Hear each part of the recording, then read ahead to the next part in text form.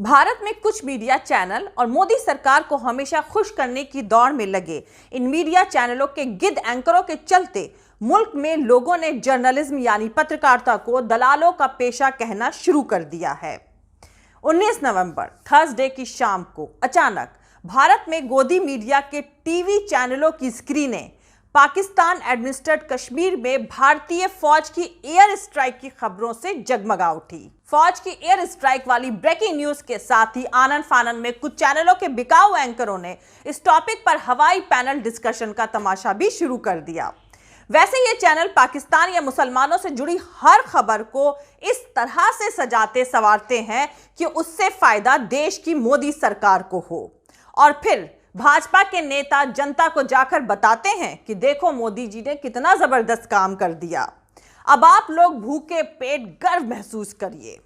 यहां पर सबसे ज्यादा मुश्किल इसी बात की है कि जब तक जनता तक इस मीडिया की तरफ से चलाई झूठी खबर की सच्चाई पहुंचती है, उससे पहले झूठ उनके दिमाग पर कब्जा जमा कर अपना काम कर चुका होता है। झूठ फैलाने में ये बिकाऊ मीडिया इतना माहिर और चुस्त है कि इन चैनलों को देखने वाले भारत के करोड़ों लोगों को इनकी तरफ से दिखाई गई खबरों को इस हद तक सच मानते हैं कि अगर आप इन चैनलों को देखने वाले किसी शख्स को किसी खबर का सच बताएंगे भी तो वो आपकी बात पर यकीन ही नहीं करेगा और उल्टा आपको ही देशद्रोही और गद्दार कहेगा। कई बार इन चैनलों के कारनामे और इनकी हकीकतों को सोशल मीडिया पर बेपर्दा करा जा चुका है, इनकी मजम्मत करी जा चुकी है। यहां तक कि सुप्रीम कोर्ट तक इस बात को कह चुका है कि मीडिया पर किसी तरह का तो सेल्फ रेगुलेशन होना ही चाहिए, लेकिन मोदी सरकार की मेहरबानी के साए में पनप रहे ये नफरत का जहर बेचने वाले सेल्समैन और सेल्सवुमेन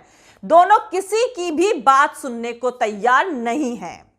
इन चैनलों में बैठे इंटेलेक्चुअल टेररिस्ट नफरती जहर का कारोबार बंद करने को तैयार नहीं हैं और सत्ता को खुश करने के लिए बिना क्रॉस चेक किए फर्जी खबरों को चलाते रहते हैं। हालांकि लगातार सोशल मीडिया पर बेइज्जत होने के बावजूद ये एंकर कोई ना कोई कारनामा सरकार को खुश करने के लिए अंजाम देते आ रहे हैं, और जो नया तमाशा या आप यूं कह लें ताजा कारनामा इन नामचीन चैनलों ने अंजाम दिया है वो है 19 नवंबर 2020 को।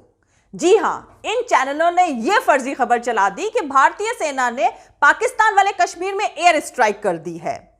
सत्ताधारी पार्टी बीजेपी को सबसे पहले और सबसे ज्यादा खुश करने के लिए इन्होंने धुआंधार ढंग से इस खबर को टीवी सहित सारे सोशल मीडिया प्लेटफॉर्म पर तेज रफ्तार से दौड़ा दिया। इसके बाद इन गिद्धों की टोली का क्या हश्र हुआ बताऊंगी, लेकिन उससे पहले जो लोग मेरे इस चैनल पर नए हैं वो मेरा YouTube channel political Tamasha with doctor Arshi को सब्सक्राइब करके वहां पे लगी बेल आइकॉन को जरूर दबा दे ताकि आपको हमारे आने वाले हर वीडियो की अपडेट्स मिलती रहे। और दोस्तों, अगर आपको हमारा काम पसंद आता है, हमारे वीडियोस पसंद आते हैं तो www.patreon.com/Dr अर्शी खान पर जाकर डोनेट करके आप हमारे काम को सपोर्ट कर सकते हैं। तो चलिए शुरू करते हैं। तो दोस्तों, 19 नवंबर 2020 थर्सडे की शाम लगभग 7 बजे अचानक से आज तक ABP news, times now, Republic TV सहित कई बड़े चैनल भारतीय सेना के पीओके में पिन पॉइंट एयर स्ट्राइक करने की खबर को जोर शोर से ब्रेकिंग न्यूज बनाकर चलाने लगे। इन एंकरों ने जोश में बड़े बड़े दावे तक कर दिए। आज तक के एंकर रोहित सरदाना ने चीख कर कहा, और इस वक्त और एक बड़ी खबर आपको दे दें कि पाकिस्तान के आतंकियों पर भारत ने एक और एयर स्ट्राइक कर दी है। वहीं टाइम्स नाउ ने तो एयर स्ट्राइक के विजुअल तक चला दिए, और साथ साथ चैनल के 2 सीनियर खुद को जर्नलिस्ट कहने वाले लोगों ने इस एयर स्ट्राइक पर डिटेल में डिस्कशन शुरू कर दिया। इसी तरह रिपब्लिक टीवी ने तो इस खबर पर डिबेट करने के पैनल ही बैठा दिए, और एबीपी न्यूज ने तो इसमें प्रधानमंत्री मोदी को क्रेडिट देते हुए कह दिया, मोदी सरकार की भारतीय सेना की एक और बड़ी कामयाबी। यह तमाशा यहीं पर नहीं रुका। हर दिन नेशनलिज्म और देशभक्ति का ढोल पीटने वाले कुछ चापलूस फर्जी राष्ट्रवादी एंकरों ने सरकार को खुश करने के लिए जोश में अपने पर्सनल ट्विटर अकाउंट से भी इस अफवाह को फैलाने में कोई कसर नहीं छोड़ी।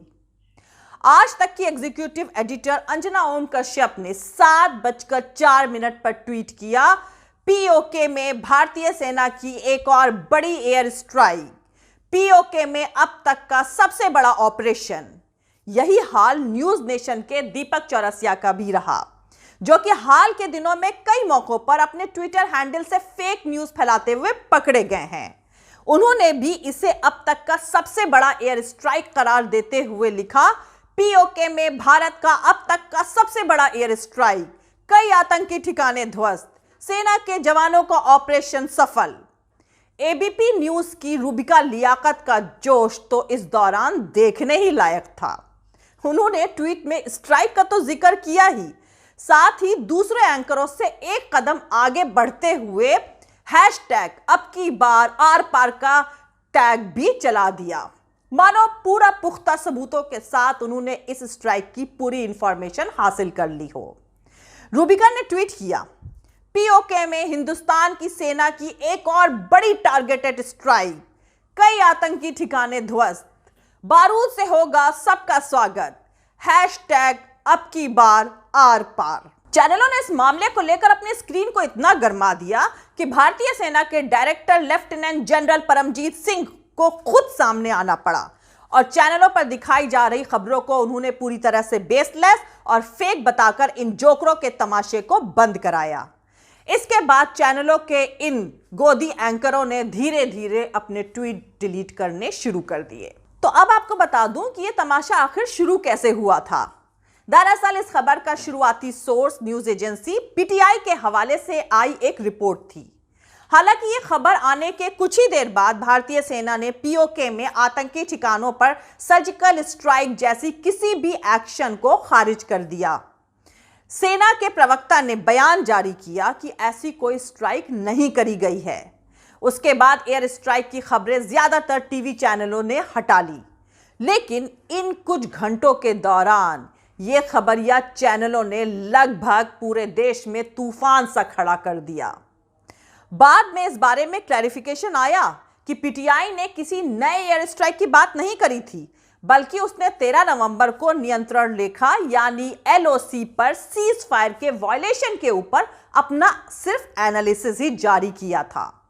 इस आर्टिकल की लैंग्वेज ऐसी थी जिसे गोदी चैनलों ने अपने मन मुताबिक एयर स्ट्राइक बताकर चैनलों पर चला दिया, जबकि सच्चाई ये थी कि 19 नवंबर को नियंत्रण रेखा यानी एलओसी पर कोई सीज फायर का वायलेशन ही नहीं हुआ था। लगभग सभी गोदी मीडिया के न्यूज चैनलों ने इस सेंसिटिव मसले को ताजा एयर स्ट्राइक के तौर पर पेश किया और इन न्यूज चैनलों के साथ ही उनसे जुड़े उन एंकरों ने भी अपने ट्विटर हैंडल के जरिए बेहद गैर जिम्मेदाराना तरीके से इस फर्जी खबर को चलाया और फैलाया।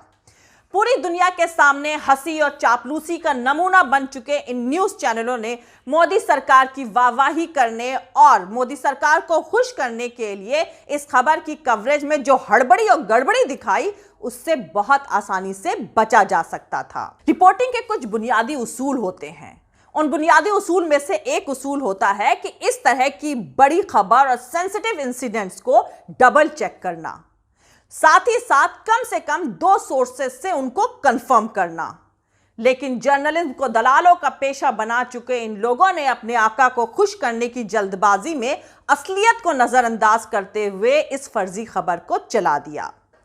अब यहां पर सबसे ज्यादा ध्यान देने वाली बात यह है कि इन एंकरों ने जब पहला ट्वीट किया तो इसमें पीटीआई का कहीं कोई जिक्र नहीं था, लेकिन सेना ने जैसे ही इस पूरी खबर को बेसलेस बताया तो इन एंकरों ने खुद को बचाते हुए इस मसले को पीटीआई के सर पर फोड़ दिया।